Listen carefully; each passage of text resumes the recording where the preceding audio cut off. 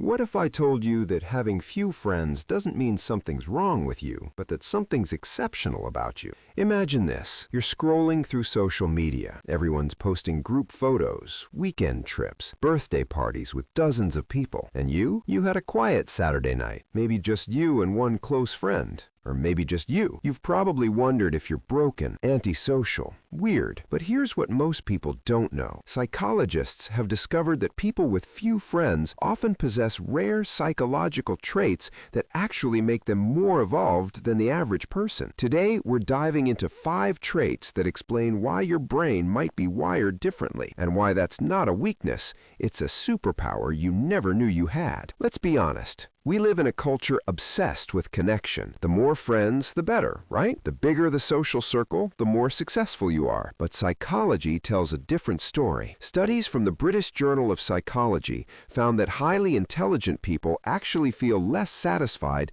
with frequent social interaction. And research from evolutionary psychology suggests that some people are simply wired for depth over breadth. If you've always felt like you don't fit the social mold, this isn't about fixing yourself. It's about understanding your psychological blueprint, because the traits we're about to explore, they're not common, they're rare, and they come with a cognitive cost most people can't afford. Let's break it down. You have exceptionally high standards for connection. Most people collect friends like Pokemon cards. You curate them like an art gallery. Here's what's happening in your brain.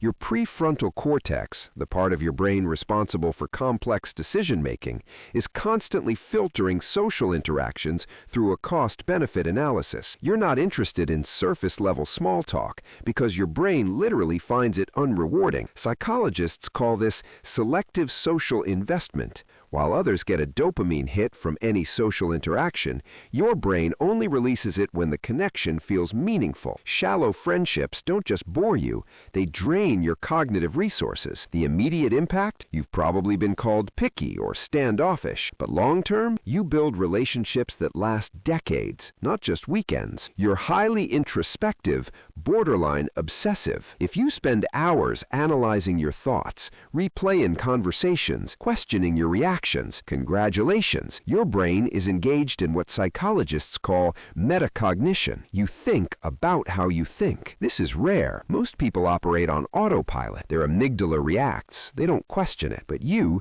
constantly running internal diagnostics. Short-term effect?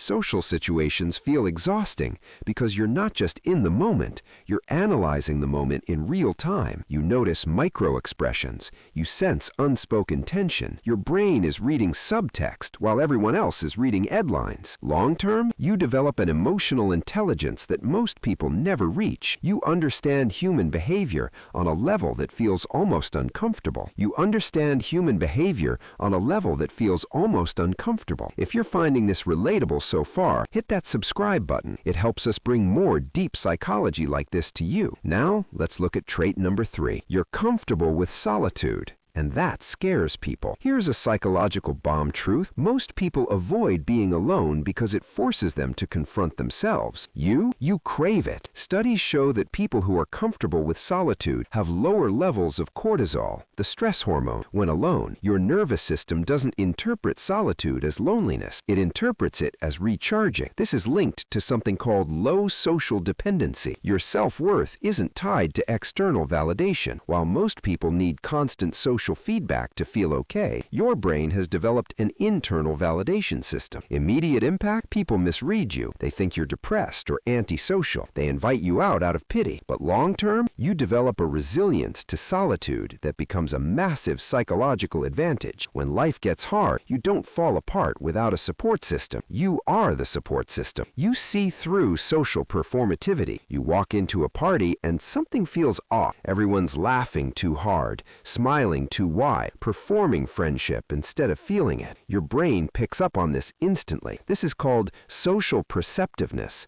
and it's both a gift and a curse. Your anterior cingulate cortex, the part of your brain that detects social violations, is hypersensitive. You can't unsee the performance. You can't unhear the fakeness. Short-term effect? You pull away from social groups because the inauthenticity is almost painful. You'd rather be alone than pretend. But long-term, you attract people who are equally authentic. Your friendships are few, but they're real. No masks, no games. You're protective of your mental energy. Most people give their energy away for free. You guard it like a dragon hoards gold. Psychologists call this cognitive conservation. Your brain has learned that social interaction is expensive. It requires emotional labor, active listening, and mental processing. And unlike most people, you're acutely aware of this cost. Immediate impact? You cancel plans. You might step back from group chats. But long-term, you maintain mental clarity and emotional stability that others sacrifice for the illusion of popularity. You don't burn out. You don't lose yourself trying to be everything to everyone. Here's the fascinating part. These traits are linked to something called optimal distinctiveness theory. Your brain is wired to balance individuality with belonging, but for you, the scale tilts towards individuality. Research from Oxford University found that people with smaller social circles often score higher in openness and conscientiousness, two of the big 5 personality traits associated with creativity and success. Introverted leaders with few friends are statistically more effective than extroverted leaders with large networks. Why? Because they make decisions based on insight, not consensus. So if you've spent your life thinking something's wrong with you because you don't have a massive friend group, here's the truth. You're not broken. You're selective. You're introspective. You're rare. The world tells you to collect friends, but your brain knows better. It knows that depth beats breadth, that one real connection is worth 1,000 surface-level ones. Here's my question for you. Would you rather have 50 friends who know your name or 5 who know your soul? Drop your answer in the comments. And if this made you rethink what it means to be alone, subscribe and join our community, because we're just getting started exploring the psychology that makes you question everything.